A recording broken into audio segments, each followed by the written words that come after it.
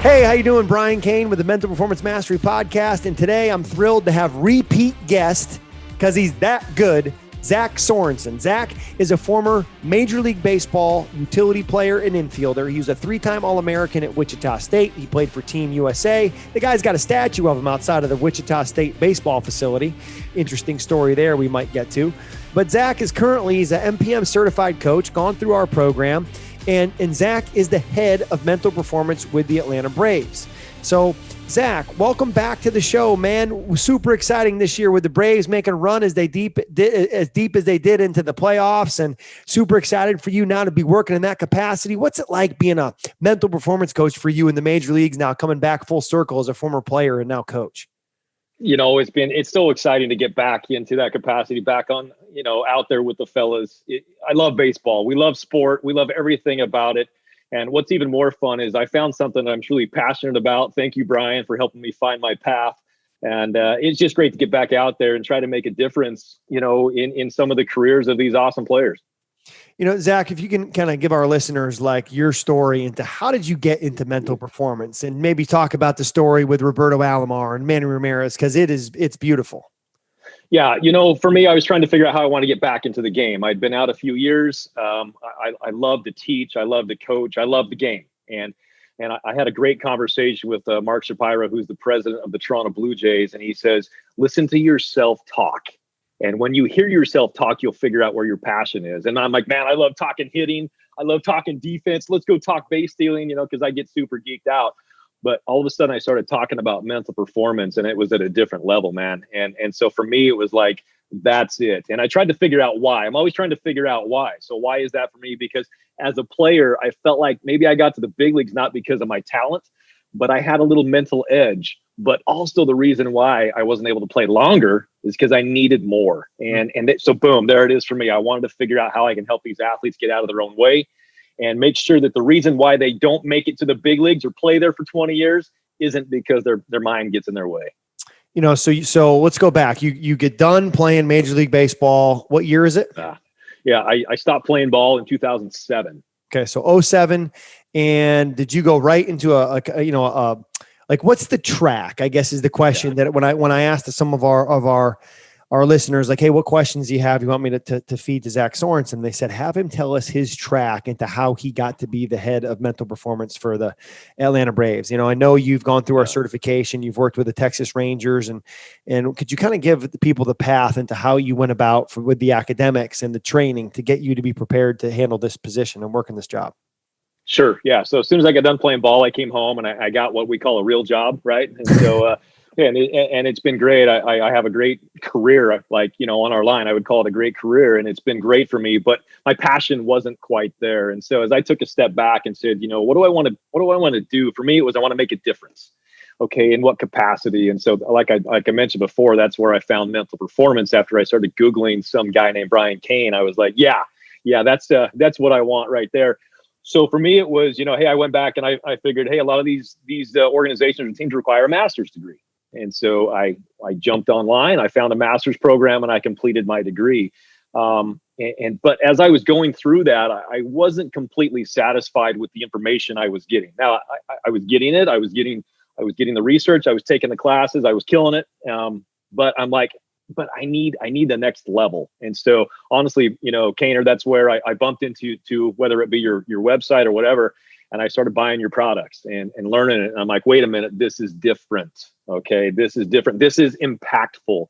And I felt like that if I were a player, this information I was getting from your content was going to be not just impactful, but immediately impactful. Okay. And I know we're going to get to that later, because I think that's what I saw this year with the Braves.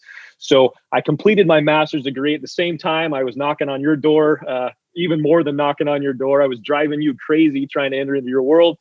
And then we connected. And from there, I was able to learn from you, work next to you a little bit, speak here and there, and then try to figure out how I was going to replicate what you were doing by being my own self.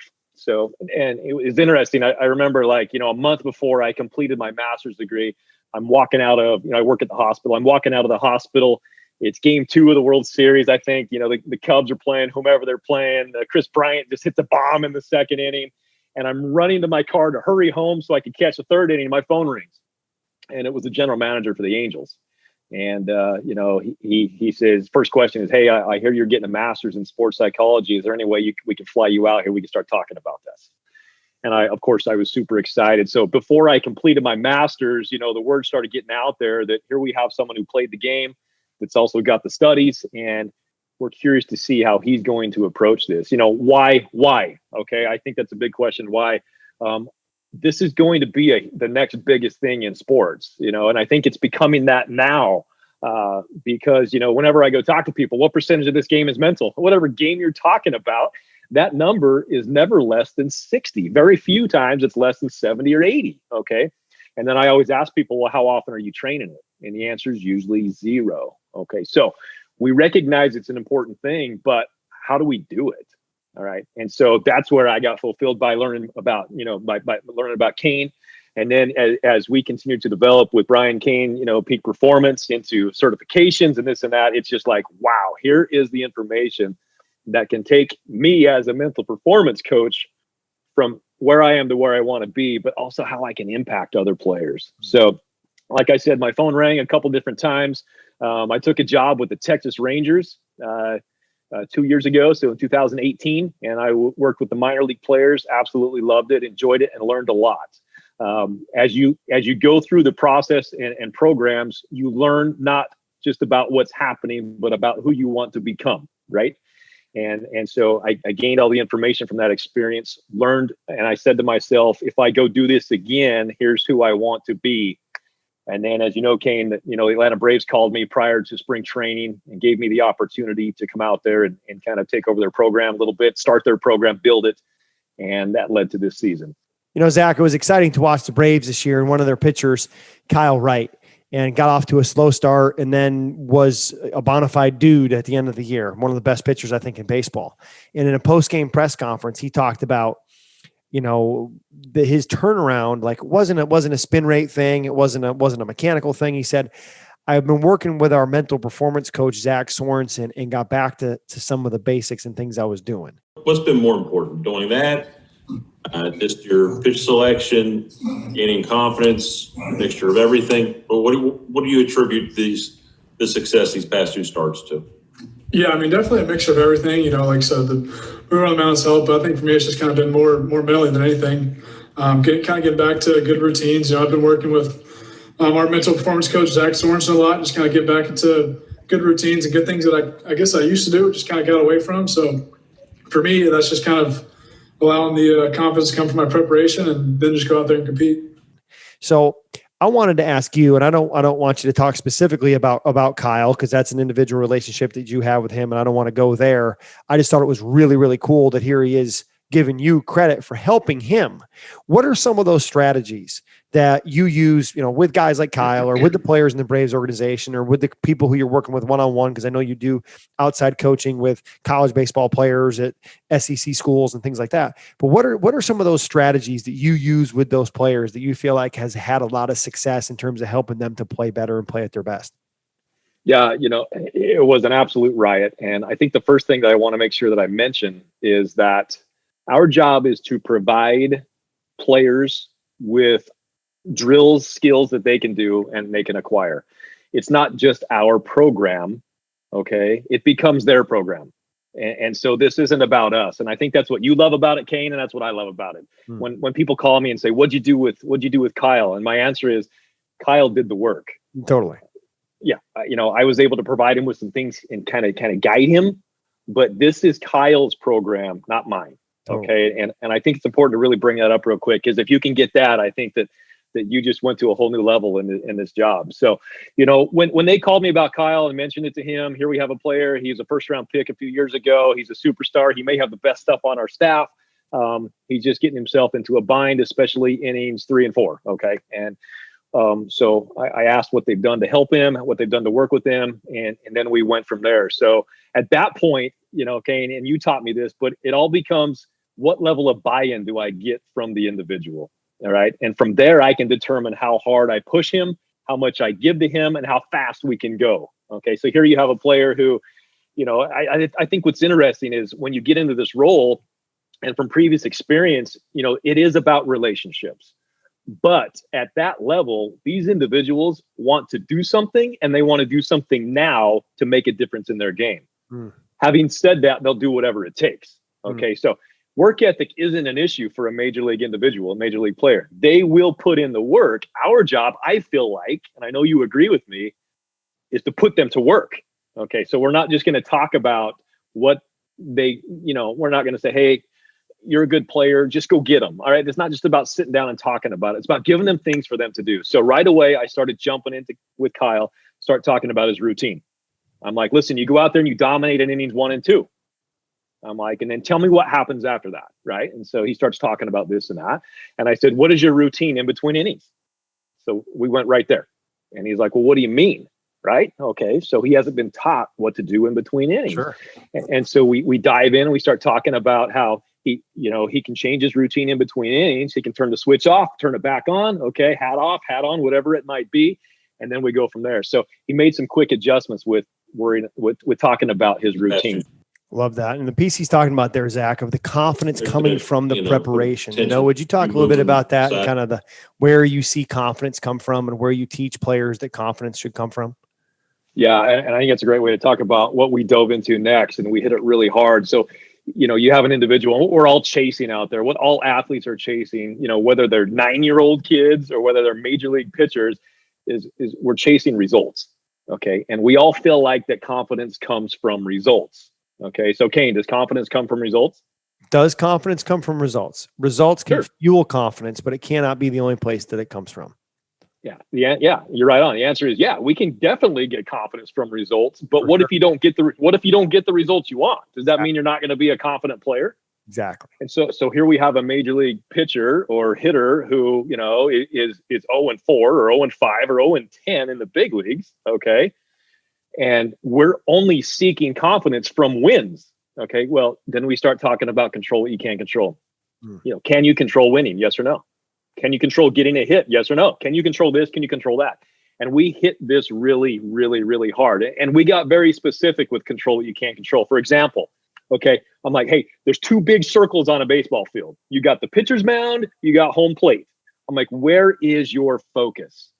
And the response is, well, the hitter's at, around home plate, the catcher's at home plate, he's calling the game, the umpire's at home plate, all the actions taking place at home plate. And I said, right. Can you control the hitter? Yes or no? No. Can you control the umpire? Yes or no? No. Can you control the catcher? Yes or no? Can you control what the catcher sets up? Yes or no? No. Can you control what he calls? No. The answer is no, no, no, no, no. What can you control? Only what happens on the other circle on the diamond. Okay. So now you start diving into, okay, what can you control? We can control, our personal focus. We can control our tempo. Okay. And then it all dives into preparation. Okay. So, we heard about it this morning. For those of you that you guys know who I'm talking about with the phone call, but preparation is what? Separation. Rob Gilbert. That's right, man. Preparation is separation. So our focus went from everything that's happening at home plate and strikeouts and getting wins to the things that we can't control. Okay.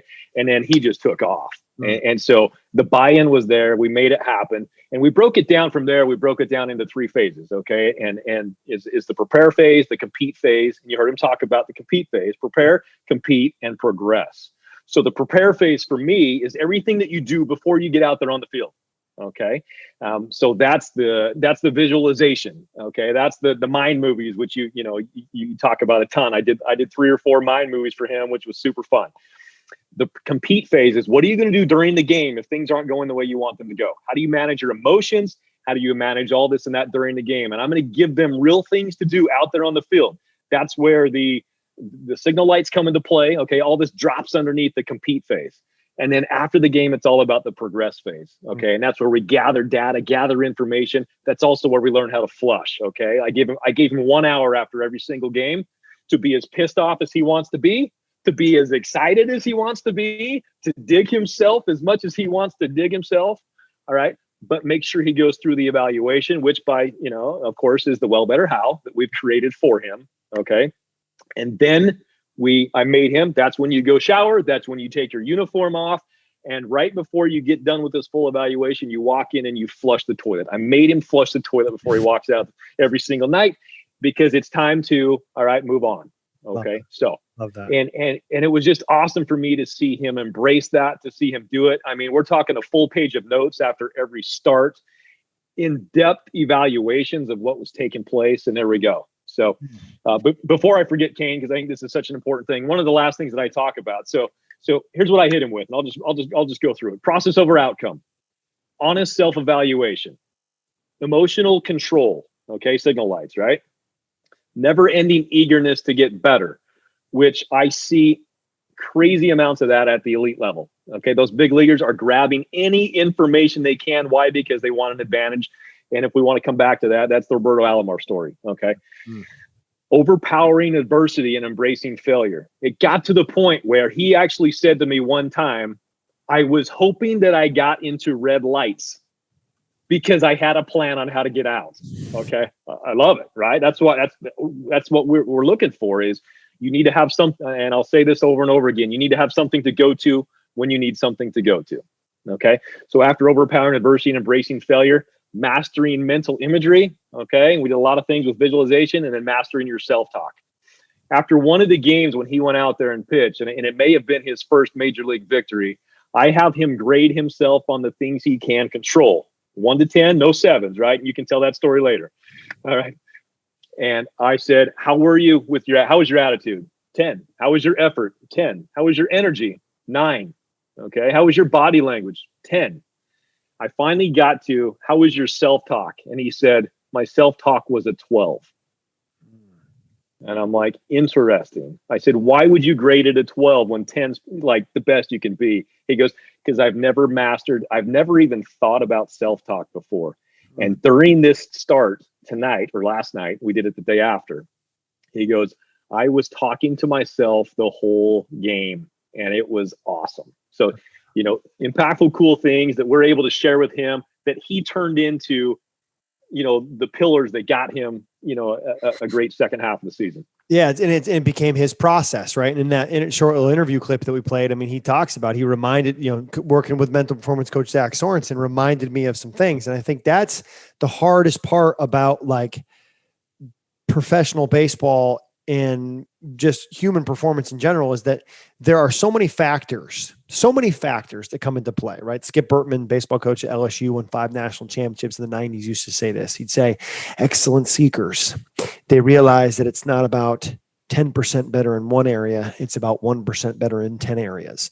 And when we're looking at those 10 areas and that growth, there's so many little things that add up into the end result outcome and performance, that if you're not really aware and really good at attention to detail and knowing your process and what you're doing, it can become really hard to repeat, especially when you're talking about at the major league level where your margin for error is so thin, And I think you mentioned the Roberto Alomar story earlier, and a guy who's a Hall of Famer, potential Hall of Famer. I mean, one of the best to ever play the game. Absolutely. Right. And a guy who taught you a lot about being a learner at the elite level. Would you kind of share with us that experience? Yeah. So my first taste of Major League Baseball was with the Cleveland Indians. Roberto Alomar was a second baseman. I still, from my experience, is one of the smartest guys to ever play the game. And so, as a young player, you're up there, you're enjoying it, you're experiencing it. Honestly, you're living it up, man. It's so much fun to be around those guys who you've collected their cards, you've watched them on TV, and I had a chance to be in the dugout with these guys. So I'm sitting there and just, again, I'm not going to play. I mean, these guys are unbelievable players. I'm there just in case, we used to nickname my name was Justin. My nickname was Justin. I'm there just in case somebody wants to get a day off, or just in case Randy Johnson's pitching that day. Yeah, I might play, but. So I'm sitting there, and I guarantee that these superstars don't really know my name. I'm not a threat to them. Okay. That's kind of how I would say it. So before the game, we're sitting in the dugout, they're out there playing catch, getting ready. Roberto Alomar comes, sits right next to me. And I'm like, hey, that's Roberto Alomar. He looks at me and he goes, what do you know about that pitcher out there on the mound? And honestly, my response was, I don't even know who's pitching. I'm not playing today. Right. And he's like, he kind of gave me that puzzled look, and he's like, what's his out pitch? How quick is he from how quick is his delivery? What does his move look like? What, this and that. He just kept drilling me with questions. And I'm like, I don't even know who it is. Right. kind of patted me on the back. He went out there, got his base hit, stole second, scored a run. Next day, Roberto Alomar comes and sits next to me. What do you know about this guy out there on the mound? And I'm like, let me see who it is. Okay. And then I'm like, darn it. I don't know him. Every single day he'd come sit next to me and just tap me. What do you know about this guy? So what do? I start responding by trying to figure out who's out there on the mound. I'm doing some homework, this and that. Yeah. Why am I going to let him down? Finally, one day I grab him and I'm like, question for you.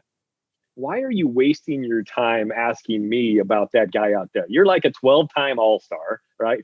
Future Hall of Famer. You're wasting your time asking me questions. His response blew me away. He says, it's worth it for me to ask you these questions because if you have just a little bit of information, that's going to give me an advantage. This is a spring training game. He's already made the team, okay? He's looking for an advantage. And as I saw that then, I saw it with those guys back there, and I saw it again this year when I had the chance to work with the major league pitcher.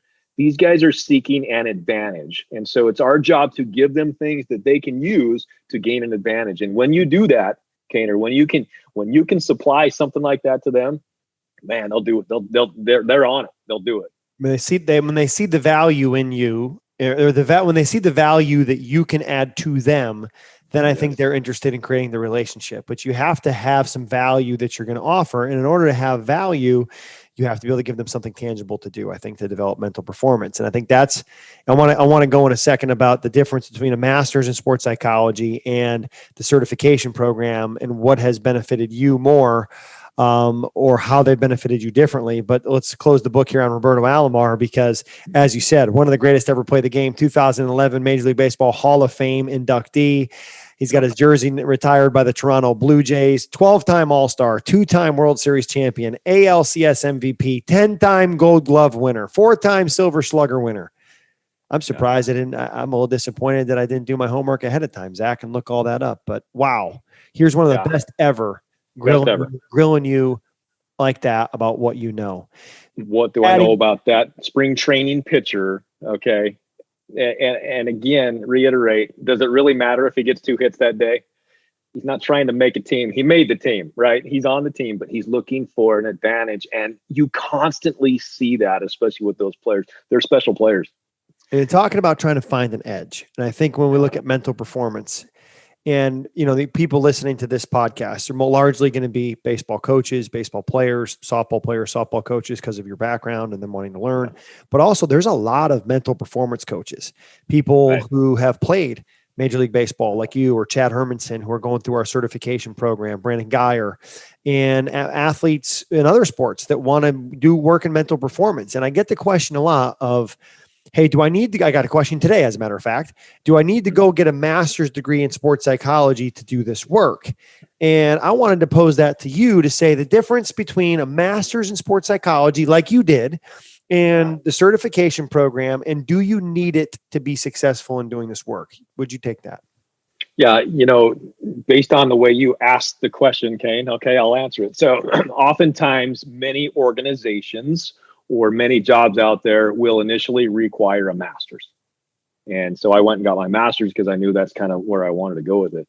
But your question is, where was I able to get the information that was more effective? Okay, so you get a great base in psychology when you get your master's degree. All right.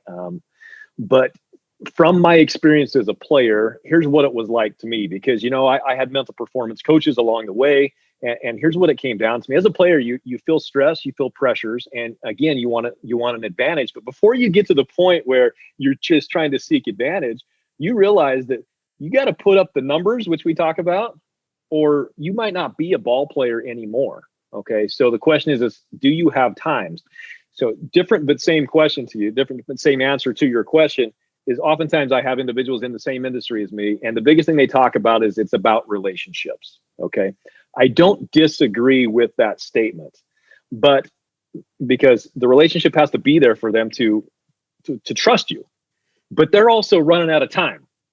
Correct. So you gotta give them things to do right now that can help them with their career. So when I talk about leadership, there's 3 things I'm chasing. It's the same thing as a mental performance coach. 3 questions that the players need answered by you before they have the buy-in that you're looking for. Number 1, can I trust him or her? Number 2, do they care about me? Okay.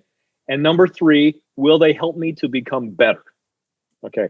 So now I can spend a whole season trying to develop a relationship before I can implement some strategies for that player. I don't think they have time for that, especially when you're talking about a player that's getting ready to get sent down. Yep. So somehow I got to answer those 3 questions to them as quick as I can. How do you do that? You give them things to do. Okay. So it's not just about what I learned in my master's, because I learned some great things about psychology in my master's. They need things to do. That's what the MPM does for them. That's what the certification did for me. Okay. I was able to put in place for my pitcher some things that he could start doing tonight. Okay. And we dove right into it, and I just kept stacking them and stacking them and stacking them on him. Now, here's why I kept stacking them. Again, it's all about buy-in. My player was super eager to do whatever it takes to gain an advantage to get back on top. All right. He knew what type of pitcher he was. He couldn't get there. So the buy-in was there right away. How come? Hopefully it's because he recognized that he could trust me, right? He knew I cared about him as a person and as a player, and I was giving him things to help him to get better. Okay. And it happened fast. I took a 7-week program, which is kind of what I run my players through, a 7-week program based on the 7 skills that I mentioned to you earlier. And I ran this player through it in about 4 weeks. Okay. And I asked him, I said, am I going too hard? Am I pushing you too hard? Because I'll back down. And he says to me, he goes, we never get to talk about this stuff. You know, when we're hanging around the dugout, the clubhouse, we don't get to talk about this stuff. And this is what's going to make a difference for me. And I feel like everybody out there. He goes, if you hear anything about mental performance, you send it my way. Okay. So that's where you're at. Yeah. Love it. That's what we look for. Okay. Now the next question is, okay, well, what do I have for him? All right. That's going to be impactful in tonight's start against another major league team. So think about that as you're developing yourself as a mental performance coach. How can I impact this player? For me, the information that you get in the MPM is the framework for what you're going to give these individuals. So what I'm hearing you say here, Zach, is that the material that's in the MPM certification course, that is going to be valuable to someone going to want to do this work, because it's going to share with you. And this is why I designed it. I designed it because I saw there was a gap between what was happening in academia, theory, and what was actually happening in the trenches, spending 250 days a year on the road for the last essentially decade doing this work, saying, this is what's being taught in school. Not that it's wrong, but that's not what you use when you're in the trenches doing the work. And I remember you calling me one day and going, hey, I just got a B on my paper. I said, well, what'd you write about? You go, I got a B because it was not in the right APA format. And I'm like, you're not going to grad school to be a professor, dude. You don't need to learn how to write an APA format. You need to learn how to help the player whose time is running out in the big leagues to be able to slow themselves in the game down or have a process to do so. So what you were getting academically and then what you got in the certification program are 2 different things. Yeah, absolutely. And I think a good way that I describe it is the MPM certification is applied sports psychology. Yeah, right. It's what can I actually apply to my game if I'm an athlete? And again, I'll say it, starting today, that's going to impact me tonight, because many of the skills you're going to learn in the MPM, players can apply today, and it will help them even tonight. So just in the past, 5 weeks, I got a call from some parents. They got a player who's out at an SEC, a big time baseball school, and he's a walk-on. They're worried about him, not even making the team at this point because of COVID. Yeah. COVID. I mean, it's just like everybody's life got turned upside down. And I said, well, I got this 7-week program. And his mom said to me, we don't have time. Yeah. And I said, I can rush him through it as long as he has this growth mindset we're talking about, and he's willing to put in the work, because this isn't my program. This is his program. And, I get a message last week from him. He just finished the fall season. He led the team in hitting. He went from worst to first. Okay. Why? Because he put in the work. All right. That's why. We gave him some ideas and some skills that he could implement into his game. He applied it, and all of a sudden he's a different player. From there, I'm getting calls from coaches and this and that, people that saw him. Okay. And kind of a cool story along those lines, a father of another player on the team got a call from the coach, and they said, hey, there's this mental performance coach that your son may want to spend some time with. One of our other players did spend some time with this guy, and I think he can help. And the father said, let me guess which player on the team was working with the mental performance coach. And he picked him out of the team, So visible, is it okay to say results? Yeah, I think visible, tangible production. production, okay, because individuals are willing to put in the work. And what I found out is individuals are willing to put in the work. If they're seeking you out, they're going to do what it takes to take them from where they are to where they want to be. And I think the key theme through all of this, Zach, is as the mental performance coach, we have got to give them tangible things to do. Right. It can't be talking and in the clouds. It's got to be something that they can take, they can touch, they can feel. Like something like keeping a journal as a post-game reflection, like you talked about with the pitcher, or a morning journal, or having a routine that I use as I get into the box or as I'm on the mound, or having a highlight video, a mind movie that I watch that reinforces my best performances and feeds into my visualization that I'm doing, or a time management schedule, where as a starting pitcher in baseball, one of the things I've had a lot of success with the starting pitchers in baseball I've worked with, who typically will throw every 5 days, or in college, if I'm the Friday night guy, I pitch every 7 days, is, well, if you're a major league pitcher, you got 140 hours between starts, non-COVID. If you're in college, you got 168 hours between starts. Right. So show me what you're doing with that 140 or that 168, and let's map out a plan that we call your process, right? Because everyone wants to say, trust the process. Well, that implies you have one. So we have to learn how and help them create a process. So in terms of a quick shift here, and I know you've got 4 children of your own. You are also a world ranked pickleball player. You're a golfer in development, which I've seen. And there are many skills that you're utilizing with professional athletes that you probably use in every day in your life, in your full-time profession outside of mental performance coaching. What are some of those skills that you see athletes, whether it's with your daughters in dance or golf, or just what you use yourself when you're in an operating room and there's chaos going around with the surgery? What are some of those principles that you might share with professional athletes that you think everyone listening to this could apply in their life? I think the biggest one for me that jumps right off the page that I hit really hard with my athletes is what is our initial focus? So, and I'll tell a quick story with it. Good, better, best. Okay. So there's many talks that are given about good, better, best. I love the talk. And I used to say, okay, if you're a good player, I'm going to help you to be better. If you're a better player, I'm going to help you to be the best. So I go down, I'm with the Texas Rangers. I got the top 6 draft picks. Some of them you get a chance to work with yourself, Kaner. And I'm talking to them about how excited I am for them. They're finally a professional baseball player. They got their bonuses. They went from anywhere from $300,000 to 3.5 or 7 million. Okay. We paid them because they're the best. Every time I said, remember, good, better, best. Every time I said best to them, they dropped their head. To all of them. Why? I finally asked them, I'm like, why do you drop your eyes when I say best? What do they say, Kane? I don't feel like I'm the best. Yeah, I don't know. You got me there. Yeah. Look at all these guys in this clubhouse. You mean to tell me that I'm the best guy here? I'm a brand new professional player. What about the guys in AA, AAA, big leagues? I'm not the best. Yeah. So that's not there. And then I ask them, what's the biggest thing you worry about as a professional athlete or an athlete in general? I'm not good enough. Yeah. So here you have good, better, best. Can you control if you're the best? Yes or no? No. Why? Because there's always going to be somebody better than you. Probably. Totally. No, there will always be. Always. Can you control if you're good enough?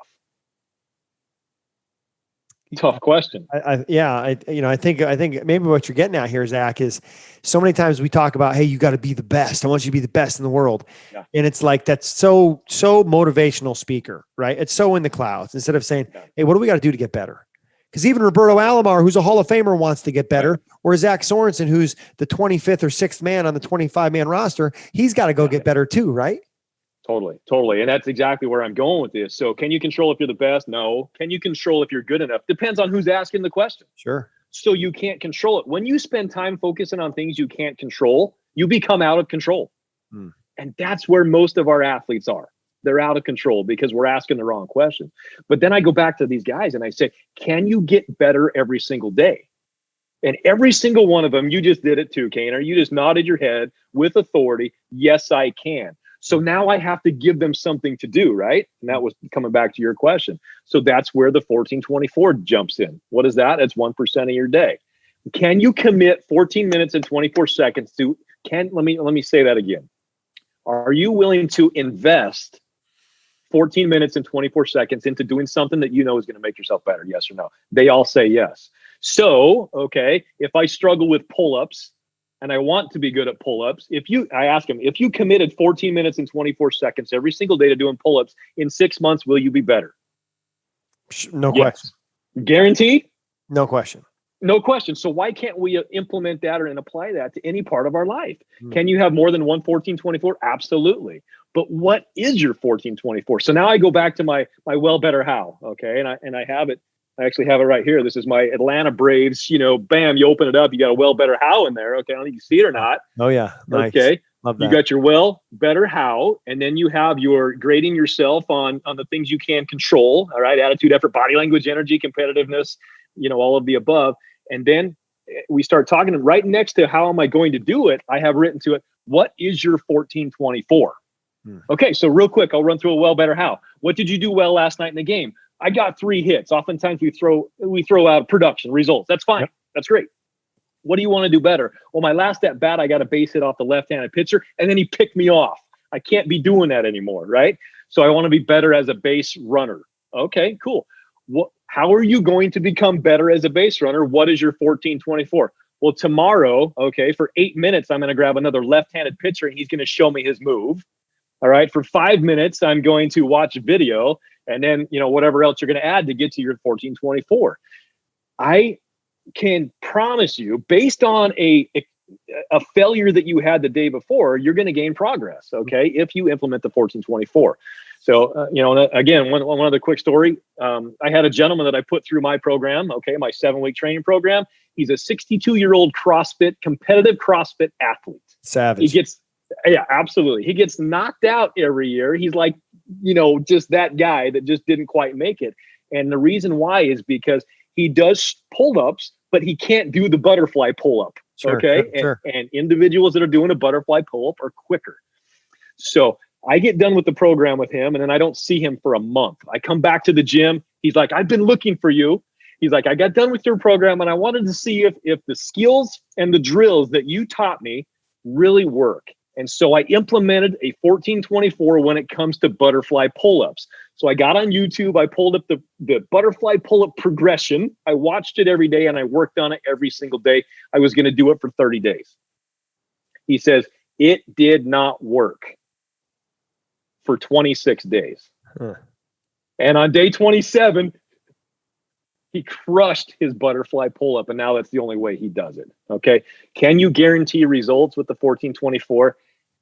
I mean, that's a strong word, but I think you can. Whatever you want to get better at, do it. You can. It's just not going to be overnight, right? And I think we live in a microwave society. I want it quick, fast, and easy. I want it yesterday instead of the delayed gratification, right? I mean, It's just like, look at people's mentality right now during a pandemic, whenever they listen to it, listen to this podcast, is that, during the pandemic, man, people were counting the days until this thing is over instead of making the days count, looking at, okay, I'm at staying home again today. How do I attack today? Let me make a plan and crush it, And it's like the mentality of don't be the best, just get better than you were and be better today than yesterday and work to be better tomorrow than today. But Zach, last thing I want you to share with us here, man, that 7-step program that you're talking about, where can people get it? Where can they find you? How do people who want more come and get a part of Zach Sorensen and what you're giving?